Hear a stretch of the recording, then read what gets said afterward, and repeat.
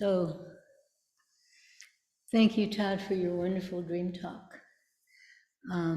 Todd was talking about waking up, when the alarm goes off and you keep hitting the snooze button.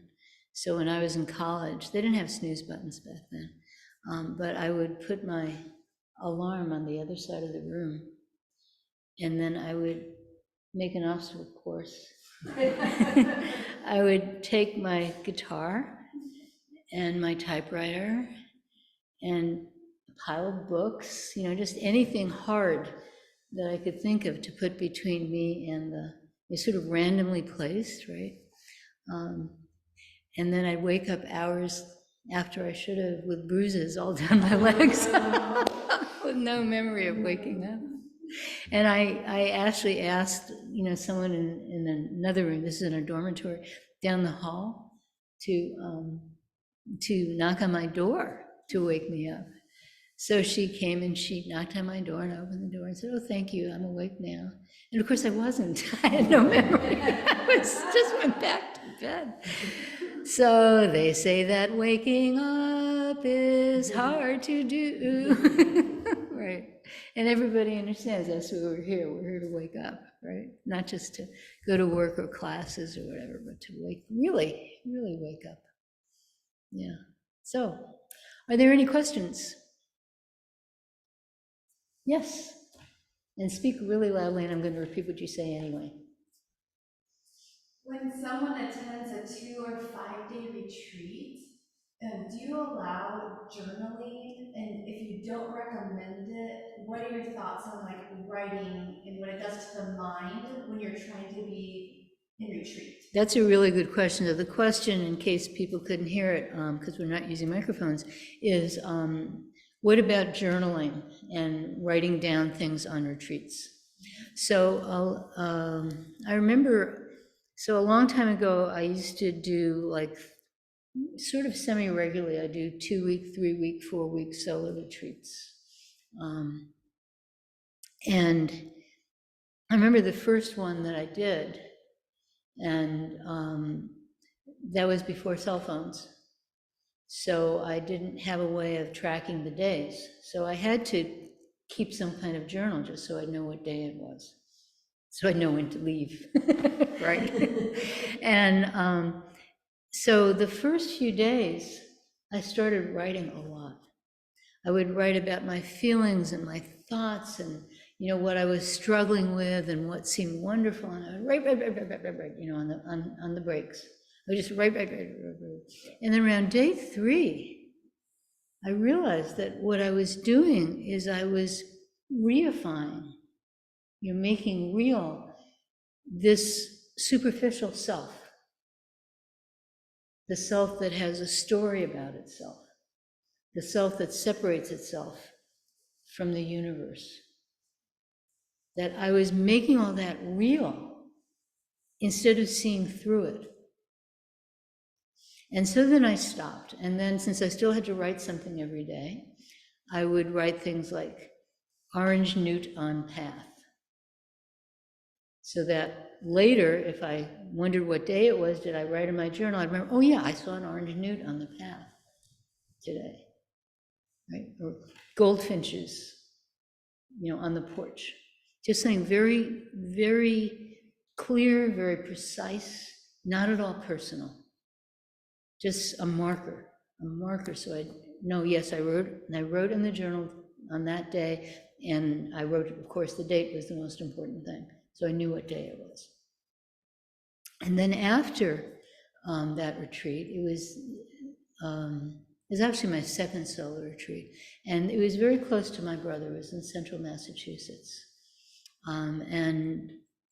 So afterwards, I drove to my brother's house to take a shower, and go out to dinner for pizza and beer, all that kind of stuff. Stick around for a few days, get a haircut, all that kind of stuff. So, I went to my brother's house and took a shower and put on clean clothes and put my clothes in the washing machine, and then we went out for pizza and beer. And he asked me, well, what was it like, and I told him about this journal thing. And he said, well, if you don't know your thoughts and feelings, how do you know who you are? And I said, your thoughts and feelings are not who you are. So that's very interesting, because that's not what we're told, you know.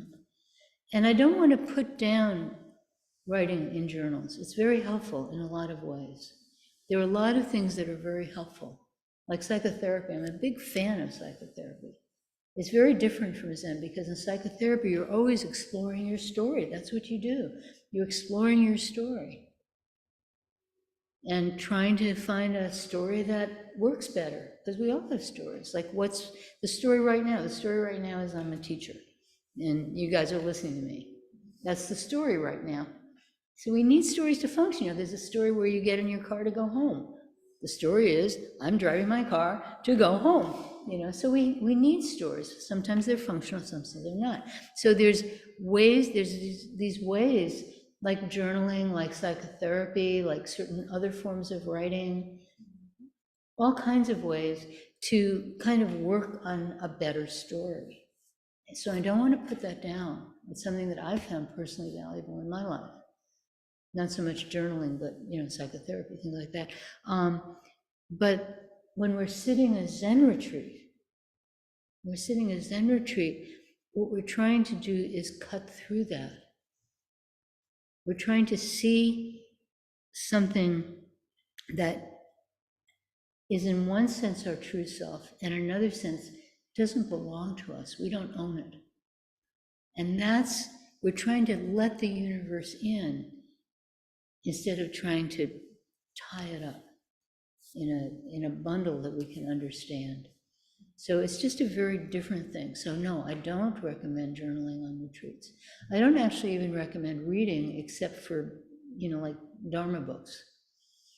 And even for Dharma books, you know, whenever I'd go on a long retreat, a long solo retreat, because you need something to take you out of the voice in your head. You need some kind of, you know, on a regular retreat, you have a teacher, and you have all the people around you who are doing things to annoy you. And you know, that reminds you, oh, look what I'm doing. But when you're on a solo retreat, you don't have that. And so I would always bring Dharma books. And what I found is that most Dharma books had too much cognition. So there were very few Dharma books that I could take that I actually found helpful.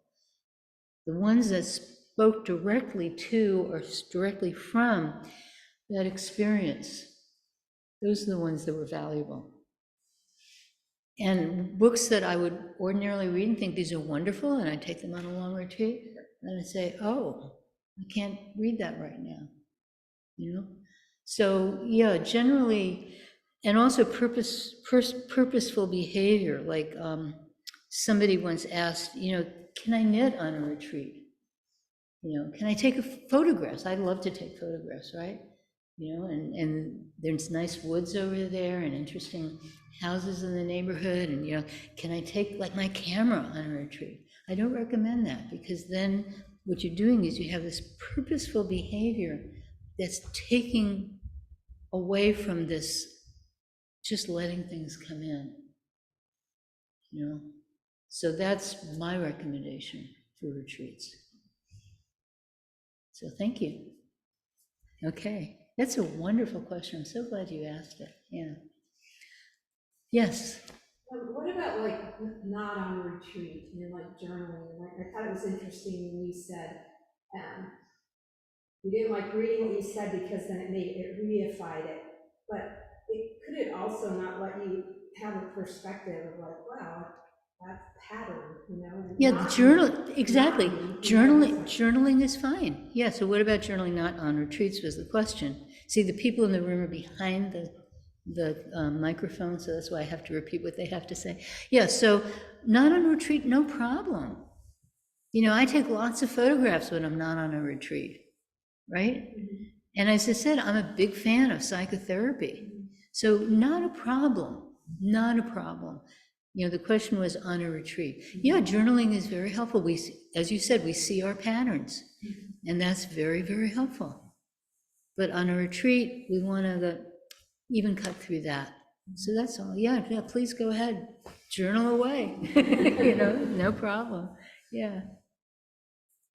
Are there any other questions? Yes, online, Liz. Okay, when it comes to kongan practice, and so you know, the question isn't necessarily how do you work on a kongan, although other people may be interested in that. But you know, how often do you do an interview? You know, sometimes I feel like I'm just doing like a dart. You know, oh, let me try this one, let me try this one, let me try this one. And I find that I have to sometimes get it out of my head. But then just on the interview and working on a kongan with a teacher, and there may not be a magic number, in fact there probably isn't, but it seems that there could be something that's too much and something that's not enough. So Okay, so first I have to explain to people what kongans are, because we have some new people and we have people who have hung around, but they've never worked on kongans. So kongans, in this country, we're used to the Japanese word koan. So there's these little stories. The word actually means public case. And kongan and kongan, that's the Chinese and Korean, and then somehow in Japanese it became koan. And, but the word means public case. So there are these stories that are these, usually there's interchanges between teacher and student, but there are other forms as well. There are other questions, like what is the sound of one hand, for example.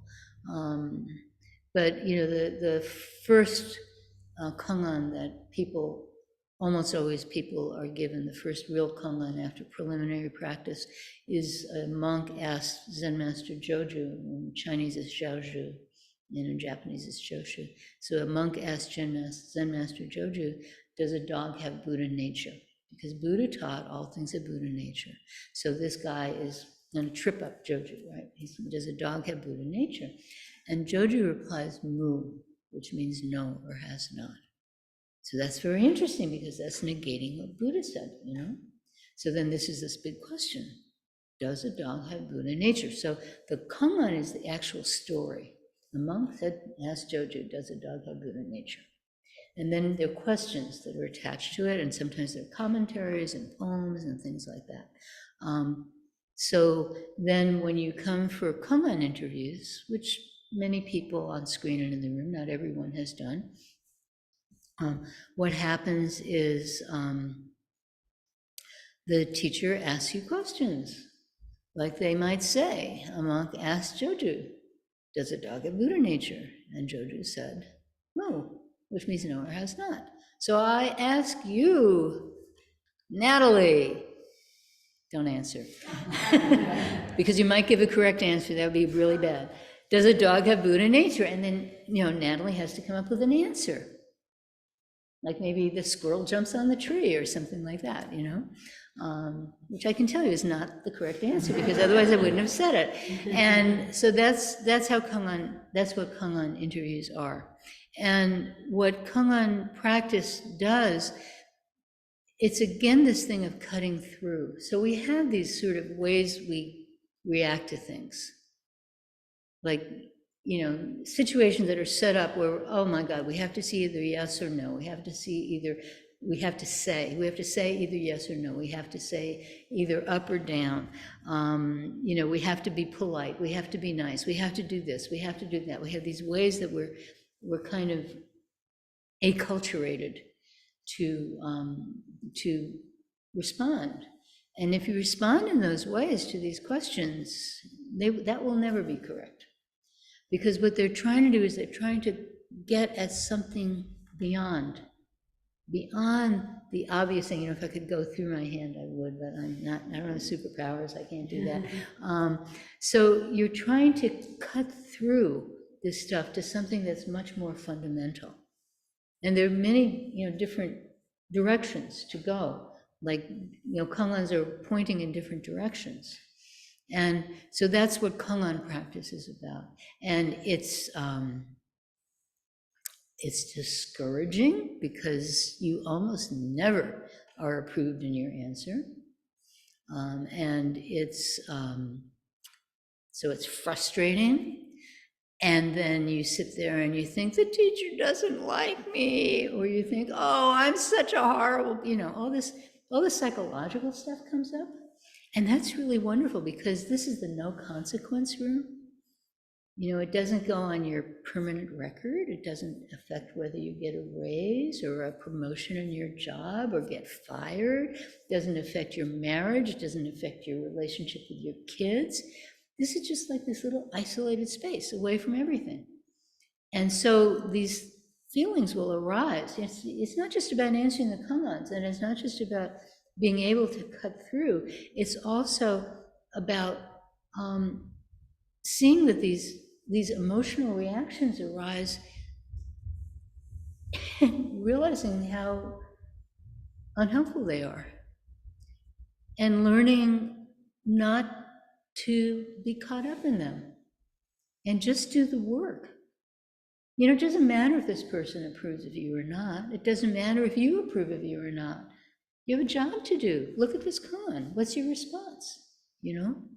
And so that, to me, is the real gift of kongan practice.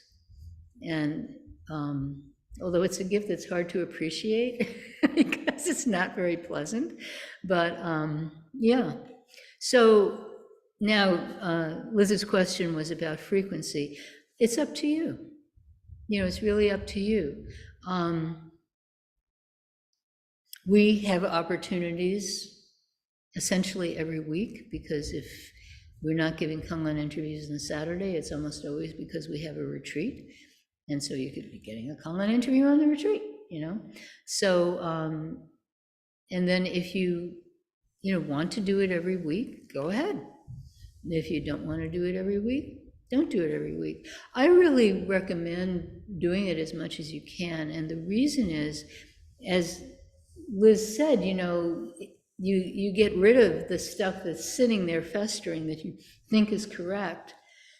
And so it gives you an opportunity to get it out there and then see if the teacher says yes or no. And I should say that sometimes a student says something that, if you look in that direction, would be correct, but the teacher wants you to look in that direction. So it's a very interesting sort of thing. But yeah, and I'm always careful to say that's a good answer if you're looking in that direction, but I want you to look in that direction. In the old days, kongan interviews didn't happen, like back in the Tang Dynasty. Instead, they really were public. The teacher would put out a challenge and different students would pop up and say things, and maybe he'd approve, oh, that's very good, or maybe he'd put them all down, or whatever it is. It really was public. And it took place anytime a teacher gave a talk. This was an opportunity for this to happen, And then gradually the notion of private interview came in. And for a while, it was sort of the student would knock on the teacher's door at midnight. I wouldn't appreciate that if I was the teacher, but knock on the teacher's door at midnight. Oh, come on in. I have an answer. Oh, let me hear it. That kind of thing. And then gradually, it became more and more institutionalized. And so what we have now is this institutionalized form, where in centers that do have teachers, that it's regularly scheduled. Here, because we can do it, we do it every week. And other places it might be once a month or whatever it is. So you decide how often you want to do it. Sometimes people get really stuck. And then what has to happen is they have to shift to another kongan. We have, everyone has homework, and then there are other incidental kongans that we throw in. But the homework, sometimes people get really stuck on their homework, and then it's the teacher's responsibility to say, let's move you to something else for a while, so that your gears don't kind of keep grinding, or your wagon wheels aren't making a rut. When I was doing mathematical research, that's what I did before I retired. that would, that would happen to me. Like, you'd be thinking the same, different versions of the same thought over and over, and the ruts would get deeper and deeper and deeper and deeper, and you couldn't extricate yourself. Okay, time to work on a different problem. So yeah, that happens too. So thank you for your question. Yeah. Let's see, what time is it? Oh my God, we're past time. So, okay. Thank you, everybody.